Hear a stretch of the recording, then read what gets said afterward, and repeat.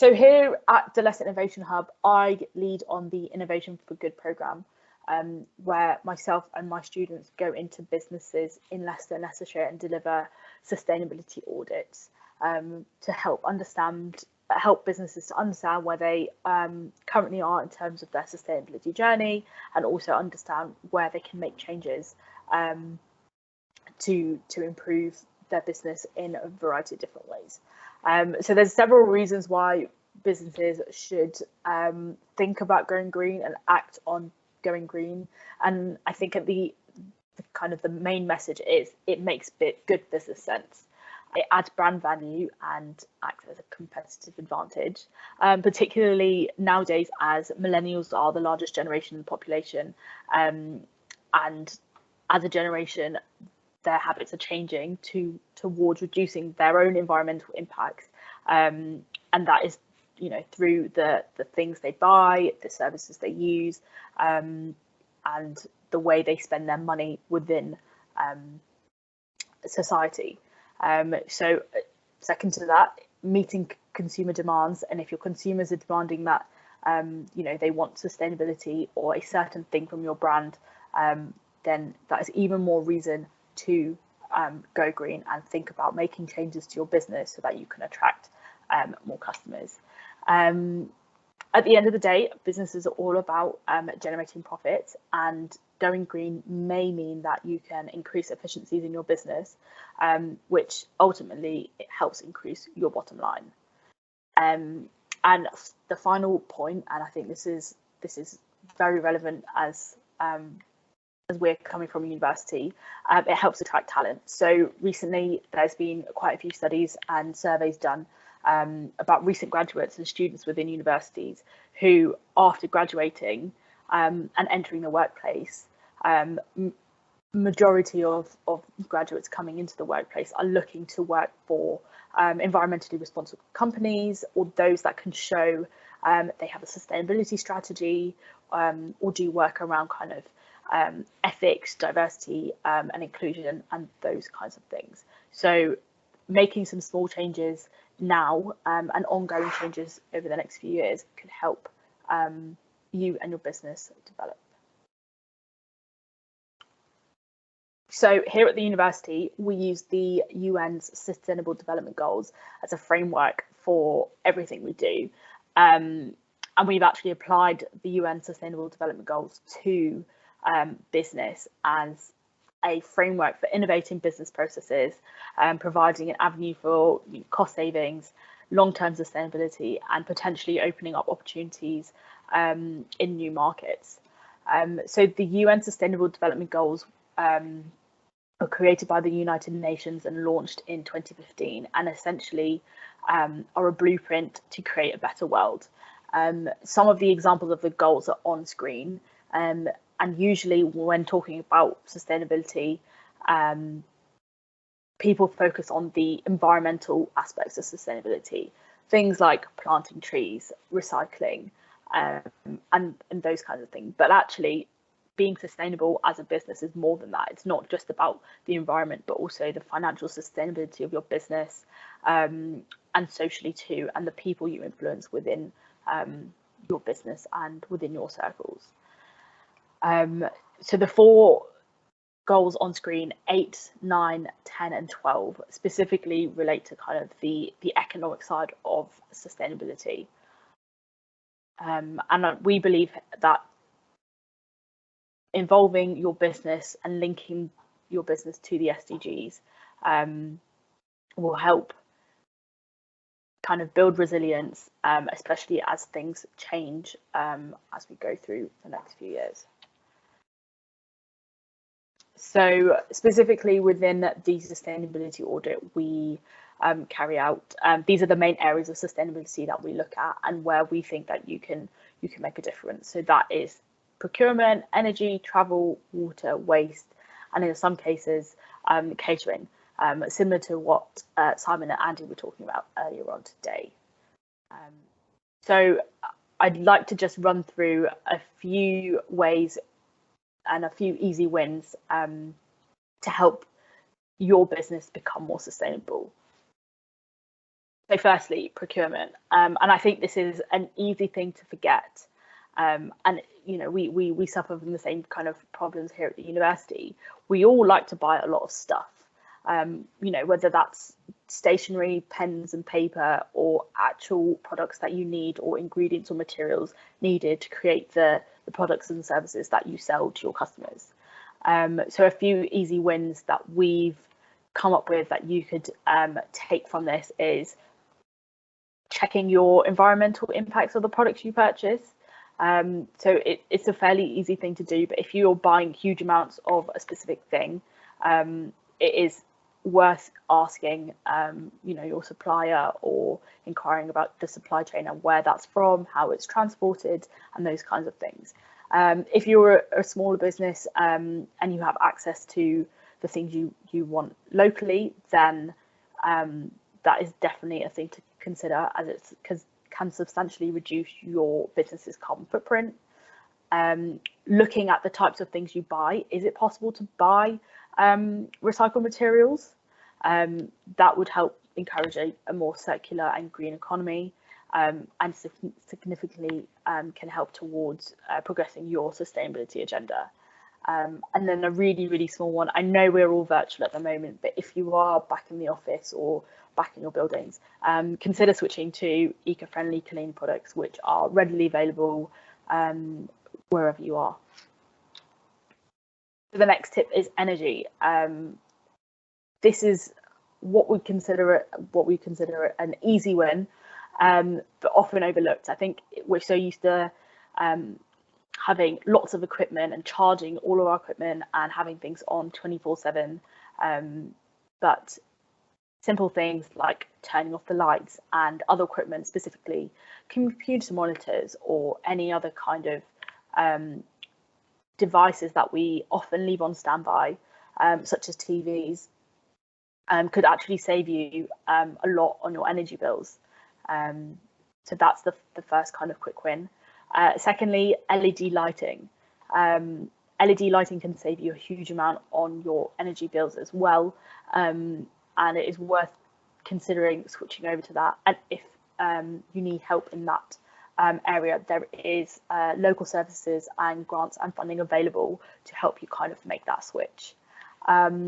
Similarly, I know we are coming into winter. It's worth thinking about insulation, especially if you are in an office or even in your own home. Insulating your heating pipes can also, reduce the amount of heat you waste, and therefore save some money as well. And I think we're all guilty of this. I definitely know I am. I often have phone chargers, my laptop plugged in and charging all day, even when it's not needed. And simple things like unplugging those could help save a lot of money, especially because we've all got multiple devices for work and otherwise. Travel. So travel is an interesting one. I know we're not doing huge amounts of traveling at the moment, but as and when you head back to the office or you're back into physical business meetings, or traveling just for pleasure as well, we encourage carpooling or sharing transport wherever you can. Always look for alternative modes of transport. As a business, if you are interested in what else you can do in terms of transport, we can direct you to Leicester City Council, who has a range of different free help and advice on how to kind of create a travel plan that is best suited to you and your business and your teams. And then I think this is more of an obvious one. If you've got a fleet of vehicles for your business, it's worth considering environmentally friendly vehicles and whether that would work for your business. So the next section is about water. Depending on the nature of your business, you may not use that much water, and in that case, this might not be so relevant. But for those of you who run businesses which require a lot of water, especially manufacturing industries, there's simple ways that you can reduce the amount of water you use, and therefore reduce the bill that you have to pay every year. So a number of those are listed on there. A very, very obvious one is make sure you carry a reusable bottle and use tap water rather than purchasing bottled water. And then waste. Again, this was touched upon by Simon and Andy earlier on. But as a business, if you go paperless, that will reduce the number of overhead costs you have. You know, it will encourage some space savings and storage and that kind of thing. And obviously now that we are all working from home, or especially in a hybrid manner, going paperless just makes life a little bit easier. For those of you who perhaps manufacture products, having a look at your processes and how you actually make your products, and whether there is any room to improve the way you make that product or reduce the amount of waste or offcuts, that's something I always suggest. And if you do produce some waste, is there a way you can turn that waste into something more, you know, into another product, or can be put back into the economy in a more circular way.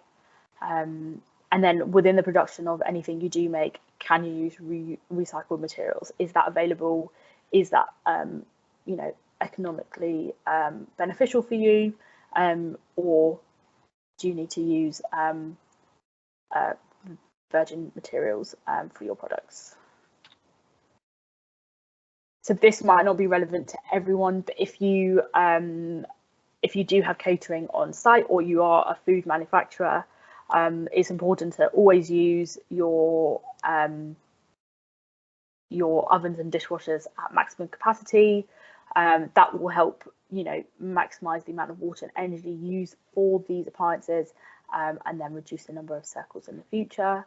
Where possible, always use reusable crockery, cutlery and straws to help reduce the amount of waste you produce, and therefore the amount of waste you have to dispose of. And again, always look to source your food locally. Here in Leicester, I feel like we've got a very, very varied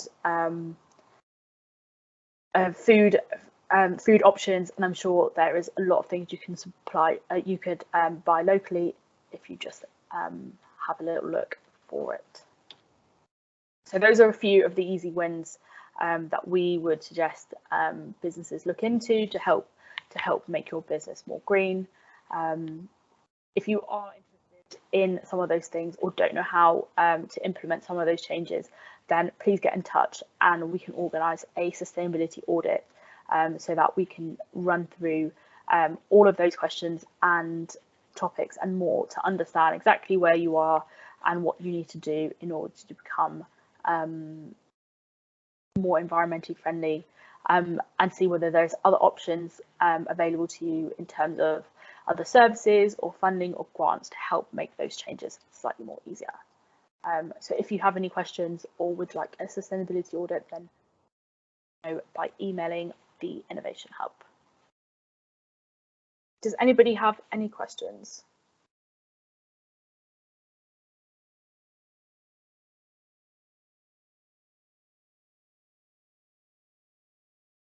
I've just seen your question in the chat, Angela. Yes, the slides will be available after the event so that you can share with your employees.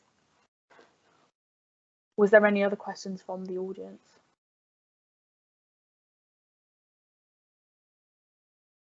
I was just going to say, this is the answer to the authenticity problem that we had before, isn't it? And it's the how to do it.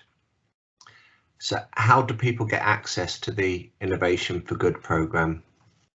If you contact us at the Leicester Innovation email, then we can have a conversation about exactly what your business is struggling with and what challenges we can help solve. And I will be able to deliver a sustainability audit alongside my students and give you a full report on the recommendations and options available to you depending on the changes that you'd like to make. I was just going to add as well, I mean, that's coupled with anything that you're trying to develop as well in terms of products and services. So from really, you know, obviously if you're looking at kind of either bringing something into the marketplace, developing something new, whether it's a process or a service, then the two pieces can work together in terms of what you're trying to do. I think there's a question from somebody, Asha. Angela? Oh, hi, Asha. Thank you for your brilliant presentation. The question that I've got is that I've been looking at how we can bring our business to net zero over the period of time that we've got. And I know that the government has said 2050, and they're talking about 2030 for businesses, which is just really quite unrealistic. But I was looking at how apparently we've got to quantify our data.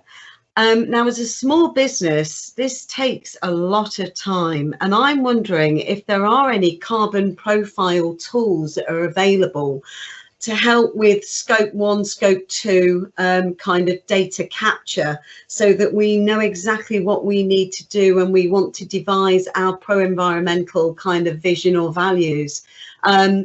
It's something that I've been reading a lot. I've been reading a lot about it, and obviously there are things that we don't understand. So is there anything out there that can support small businesses with the fact that we need, you know, we've got to quantify the size of the game that we're trying to move into here. So we need some practical help. Is there anything available? So there is a couple of online tools available specifically for small businesses. So there is one by the Carbon Trust. And all you have to do is input your energy data, so what you spend on energy, and that will help calculate your scopes 1 and 2. However, that is usually the smallest part of your business's carbon footprint, and actually scope 3 is where you should spend more kind of time and effort looking into, because it's often that makes up the majority of your carbon footprint, and it will take more time and effort to reduce, because that's stuff like your travel, the stuff you buy, and the embodied carbon within that, water, and all of those kinds of things.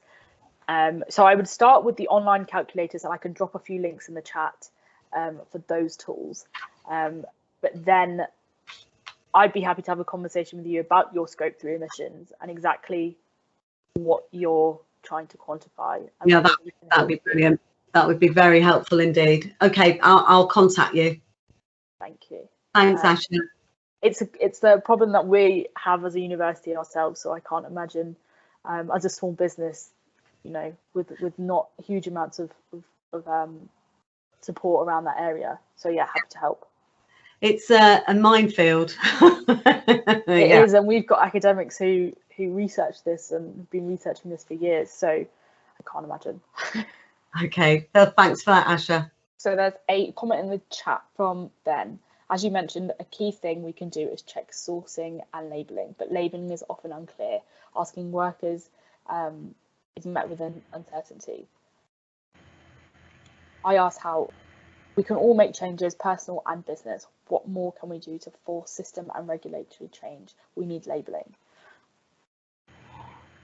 Sandra, did you want to comment on that, or shall I go first? No, I was going to comment on Angela's piece, so you deal with this one because this is bigger. I agree. I think there is a massive problem with labelling. I think as individuals and as a business, we need to demand from the people we buy our stuff from clearer labelling. I think if it is a group effort, and if, you know, lots and lots of consumers and businesses are demanding something from these manufacturers, then something is going to have to change. I think understanding what we want as consumers on a label as well, what would be useful, would also be really valuable to help manufacturers produce something that's actually useful for us. I hope that answers your question. If anybody else has any comments, do chip in.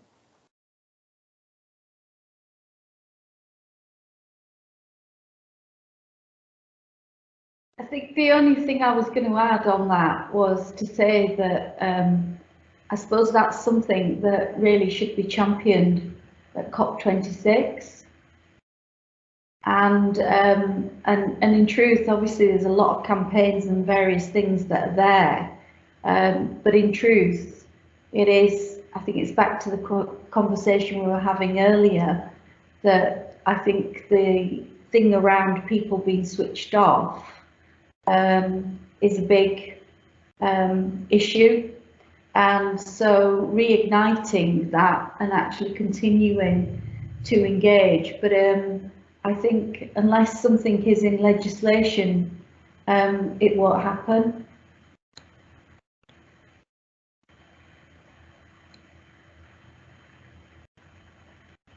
Agreed. Sandra, did you want to comment on Angela's point? Yeah, I'm actually just putting something in the chat. It might end up too long, actually. I feel your pain. I'm writing the university's net zero plan at the moment, which you can imagine is massive, but I have help, and we have oodles of data. So I think I can kind of drill it down to how to write a net zero plan. And I think it's actually, I know it feels really big and it feels really open, but there's actually a real step-by-step process that you can take. The first one is obviously to know your numbers, to know what your carbon emissions are, and Asha's given some things on that. I should maybe put the links in to the carbon calculators. So the step 2 is to define your net zero target. I don't just mean the year, I mean which bits of it are you going to look at. So it might be that 2030 is fine for scopes 1 and 2, but you know, hopefully you would be more ambitious as you go forward. I read a really good thing that 2050 is the new climate denial. So yeah, 2050 is too late, ignore 2050. What can we achieve? Then the next thing is to look at how are you going to reduce as much as possible on all of it. So you know, because the more you reduce, the better for everybody. And so the first thing is reduce. Second thing is to get your energy from renewable sources where possible. So that's quite a lot of work. You need to look into that. It might require investment, but be it paying someone else for a green tariff, or if you own your own buildings, maybe you can do something around renewable technology. Too many things to look at. And the final piece of the puzzle, once you've done everything else, is to look at offset. And offset is this big scary thing at the moment. And you know, we started with looking at carbon, well, the second presentation was on carbon capture and those sorts of things. You know, offset schemes are coming. People are looking at those. So are you a potential offset scheme for somebody else? You know, do you have something? You know, we're looking at this. We're, as large organisations, we're looking for projects down the line. A lot of the stuff that Andy was talking about in his presentation, and some of the stuff that we've had earlier, is going to lend itself to offset projects down the line. So even though you might not be thinking of offsetting until your net zero date, be it 2030 or whatever else, let's have the conversations now. And I know that there are conversations locally about sort of local offset schemes. So you know, be part of the conversation now is what I would encourage you, because those larger organisations are looking to work with smaller organisations in order to achieve all of our offset piece. I don't know if that helps. Summarise that. It does actually, and you know, it speaks volumes to me. We're already working with Andy. I wanted to try, well, I've been trying to do a plan for the last 3 years now, and it's bringing our clients along, which is also the key problem here, because they are huge companies, and you know, we are the drivers. The small businesses are the drivers in innovation. It does start with us, but we then don't have the funding and the backing to get us to where we need to be, where we then can give our customers the confidence that we know what we're doing. I mean, this goes back to Tim really, what he was saying about, you know, your narrative and where you need to be. But yes, that is helpful. And offset scheme, well, yeah, I mean, again, how great would that be? And let's see. But if you've got anything that you can help with, I'd appreciate it, because it's tricky at the minute. you know, just trying to wade our way through it all. So any links, any support would be greatly appreciated. Yes, thank you, Sandra. I just put some stuff in the chat, and I know that the city council, I mean, all the councils are working on this sort of decarbonisation plans for business, and the other thing to look at is carbon literacy for business training, which is it's definitely available in Nottingham, and I think it's coming in Leicester. So yeah, there are tools out there, but they're way too early in their development. You're right, funding's an issue, but yeah, keep talking to us and we can help. Okay, brilliant. Thank you, Sandra. Thank you. I think that is all the questions for today. So I'd like to thank all of our speakers for attending today, and the audience for spending their morning with us. And I hope you found something interested and some take-home messages that you can implement in your businesses or the businesses that you work with.